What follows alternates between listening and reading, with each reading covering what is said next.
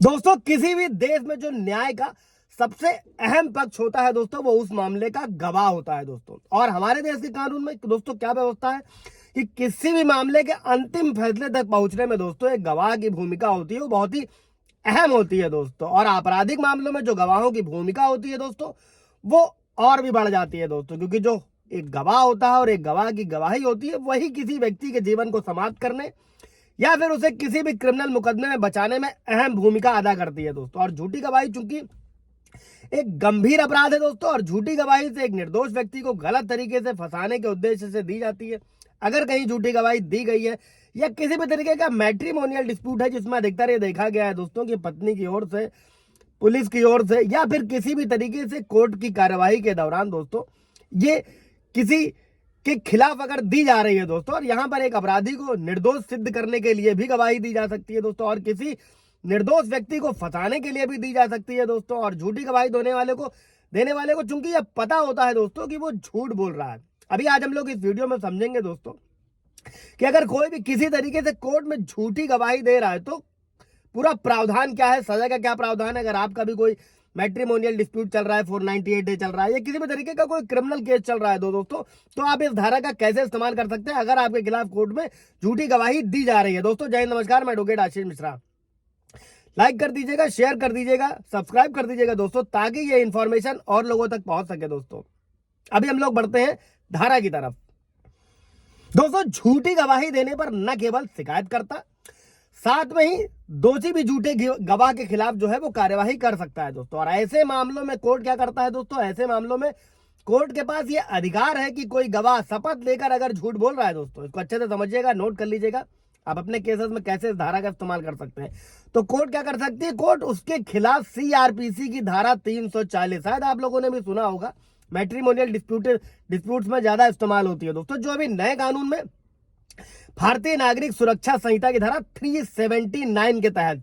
मुकदमा चलाने के लिए आदेश दे सकती है कोर्ट किसी भी मामले में। और किसी भी आपराधिक मामले में दोस्तों जैसे अदालत द्वारा आरोप तय किए जाते हैं, उसके बाद क्या होता है, अभियोजन पक्ष होता है, शिकायत पक्ष होता है, बचाव पक्ष के गवाहों के बयान भी दर्ज किए जाते हैं दोस्तों। और कई बार ऐसे भी मामले देखने को मिलते हैं जब गवाह अपने बयान से मुकर जाते हैं। दोस्तों आप सभी के लिए एक बहुत बड़ी अपॉर्चुनिटी लेकर आ रहे हैं दोस्तों, अपने व्यूअर्स की परेशानियों को देखते हुए, फाइनेंशियल क्राइसिस को देखते हुए दोस्तों, फ्री लीगल एड सर्विस के तहत दोस्तों बहुत छोटा सा अमाउंट रखा है, जिसे देकर आप अपने 5 सवाल हमारे व्हाट्सएप नंबर पर पूछ सकते हैं और उनका उत्तर आपको जजमेंट के साथ में प्रदान किया जाएगा दोस्तों। इसके लिए आपको करना क्या है, हमारे यूट्यूब चैनल पर जाकर अपना नाम मेंशन करना है, उसका स्क्रीनशॉट जो है वो हमारे व्हाट्सएप नंबर पर भेजना, और कोई भी अपने 5 सवालों के उत्तर आप पा सकते हैं बहुत ही छोटा सा अमाउंट देकर दोस्तों। कई बार क्या होता है दोस्तों, कई बार अदालतों के बाहर भी जो मेन गवाह होता है उससे लेकर दूसरे गवाह भी होते हैं, वो भी पैसों के लालच, सामाजिक या फिर किसी और दबाव के चलते झूठी गवाही देते हैं दोस्तों। और लेकिन ऐसे मामलों में कोर्ट में अगर ये साबित हो जाता है दोस्तों कि गवाह ने झूठी गवाही दी है, तो ऐसे में क्या होगा, ऐसे में झूठी गवाही देने के लिए जो गवाह को है वो कोर्ट जेल भी भेज सकती है। अब क्या है सजा का प्रावधान, इसको भी समझ लेते हैं कि ऐसी स्थिति में दोस्तों जब एक गवाह पर अदालत में झूठी गवाही देने का अपराध साबित हो जाता है, तो उसे भारतीय न्याय संहिता की धारा 227 के तहत झूठी गवाही देने वाले व्यक्ति को दोस्तों अधिकतम 7 साल तक की सजा और जुर्माने का प्रावधान है दोस्तों, सुनाया जा सकता है,